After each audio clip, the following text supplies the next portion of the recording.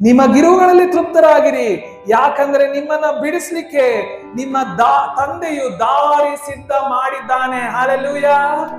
ನಾವು ನಮಗಿರುವುಗಳಲ್ಲಿ ತೃಪ್ತರಾಗಿರ್ಬೇಕು. ಯಾಕೆ ಅಂದ್ರೆ ನಮ್ಮ ತಂದೆ ನಮಗಿರುವಂತ ಸ್ಥಿತಿಯಿಂದ ಬಿಡಿಸ್ಲಿಕ್ಕೆ ಆತನು ಮೊದಲೇ ದಾರಿ ಸಿದ್ಧ ಮಾಡಿದ್ದಾನೆ. ಹಲ್ಲೆಲೂಯಾ.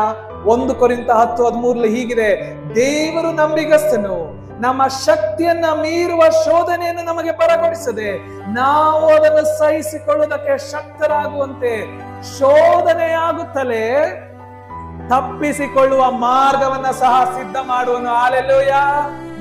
ನಮ್ಮ ಜೀವಿತದಲ್ಲಿ ಎಷ್ಟೇ ಶೋಧನೆ ಇರಲಿ, ಎಷ್ಟೇ ಕಷ್ಟ ಇರಲಿ, ಎಷ್ಟೇ ಸಂಕಟ ಇರಲಿ, ಸ್ವಾಮಿ ವಾಕ್ಯ ತಿಳಿಸ್ತದೆ, ಯು ಬಿ ಕಂಟೆಂಟ್, ಅಥವಾ ನೀವು ತೃಪ್ತರಾಗಿರಿ. ಯಾಕೆ? ದೇವರು ನಮಗಾಗಿ ಮಾರ್ಗವನ್ನು ಸಿದ್ಧ ಮಾಡಿದ್ದಾನೆ.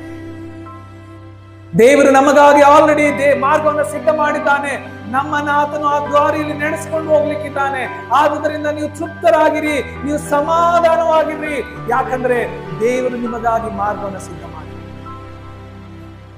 ಶದ್ರಕ್, ಮೇಷಕ್, ಅಬೆದ್ನೆಗೋ ಬೆಂಕಿಯ ಒಳಗಡೆ ನಡೆಯುವಾಗ ಅಥವಾ ಬೆಂಕಿ ಒಳಗಡೆ ಹಾಕಲ್ಪಡುವಾಗ ಅವ್ರು ಅನ್ಕೊಂಡ್ರು ಈ ಕಷ್ಟದಲ್ಲಿ ನಮ್ಮ ಜೀವಿತ ಇಷ್ಟೇ, ನಾವು ದೇವರಿಗಾಗಿ ನಾವು ಸಾಕ್ಷಿಗಳಾಗಿ ಸತ್ತೋಗ್ತೇವೆ ಅಂತ.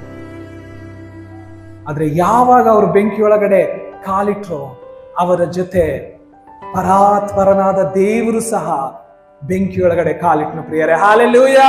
ಬೆಂಕಿಯೊಳಗಡೆ ಕಾಲಿಡುವುದು ಮಾತ್ರ ಅಲ್ಲ, ಆ ಬೆಂಕಿಯಿಂದ ಆ 3 ಜನರನ್ನ ತಪ್ಪಿಸಿ ಅವರ ನಾಮವನ್ನ ಇಡೀ ಜಗತ್ತಿನಲ್ಲಿ ಘನಪಡಿಸಿದನು. ಹಲ್ಲೆಲೂಯಾ. ಆತನು ಶೋಧನೆ ಆಗುತ್ತಲೇ ತಪ್ಪಿಸಿಕೊಳ್ಳುವಂತ ಮಾರ್ಗವನ್ನ ಆತನು ಸಿದ್ಧ ಮಾಡಿದ್ದಾನೆ. ಹಲ್ಲೆಲೂಯಾ. ನಾವು ಶೋಧನೆಗೆ ಭಯ ಪಡುವುದು ಬೇಡ.